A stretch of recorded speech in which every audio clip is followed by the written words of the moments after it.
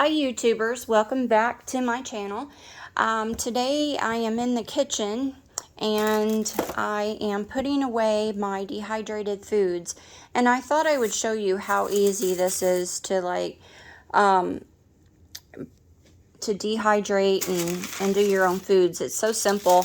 I recommend almost everybody to have a dehydrator. It saves you a lot of money. Because a lot of times those meal kits are expensive, so I try to buy the ingredients myself when I can find it on sale, especially like celery. It was just on sale not long ago, and it's on sale right now for Christmas, and so I will be putting that away. My dehydrator has these larger grid holes on the trays, so I have to put parchment down on everything that I dehydrate. Otherwise, it's just going to fall through. And I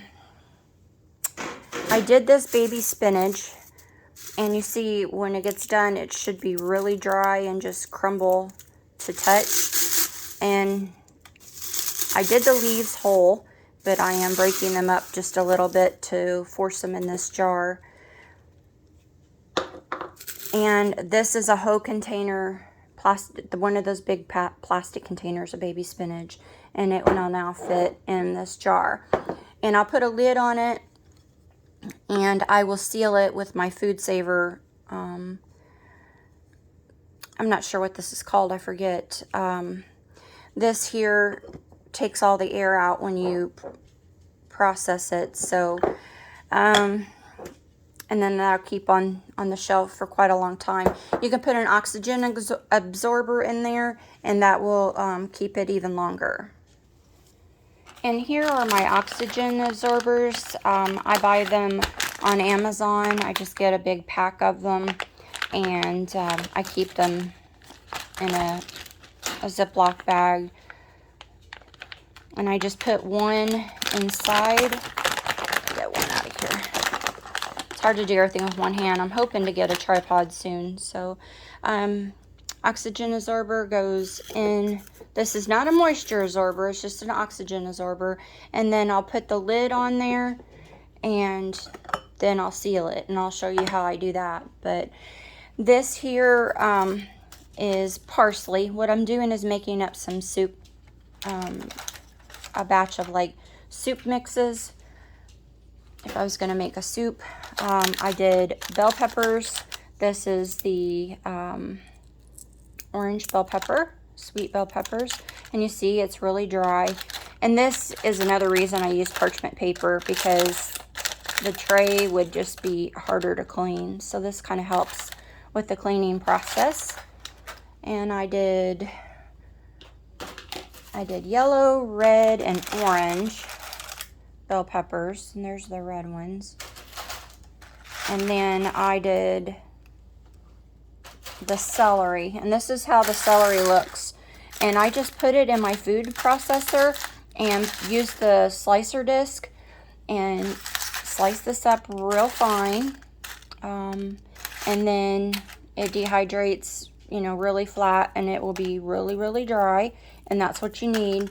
And then you wait for it to cool. Just make sure it's not warm coming out of there, and then you can put it immediately in your jars and seal it. That's what you want to do, because you don't want your jars or your product here to start collecting moisture, because it starts collecting moisture immediately as soon as you take it out. And so you can do onions. You can do pretty much anything in the dehydrator. You know, there's your do's and don'ts, but this, if I have a product like, say, the spinach, I bought this specifically to dry, but if I had spinach that I knew I wasn't going to get to, I will throw it in the dehydrator, and in no time you've got a dried product. So okay, I'm over here at the food dehydrator. Ignore my mess. I was working on some soap stuff. But I have the oxygen absorber in there. I found a lid, and this is a reused lid. It doesn't have to necessarily be a brand new one because it works on a vacuum seal. You just press this on there, and I'm gonna have to pause it to get the device on there. Okay, so this just fits in here like that, and then I hit accessory, and it should vacuum seal all the air out of there.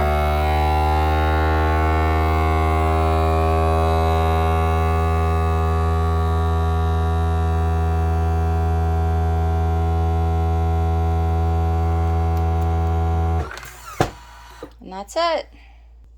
I needed 2 hands to take this off, that's why I paused it, but it seals the jar.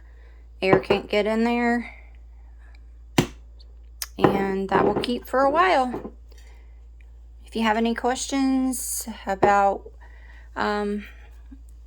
what products that I used, I will try to put links to everything down in the description where you can find it.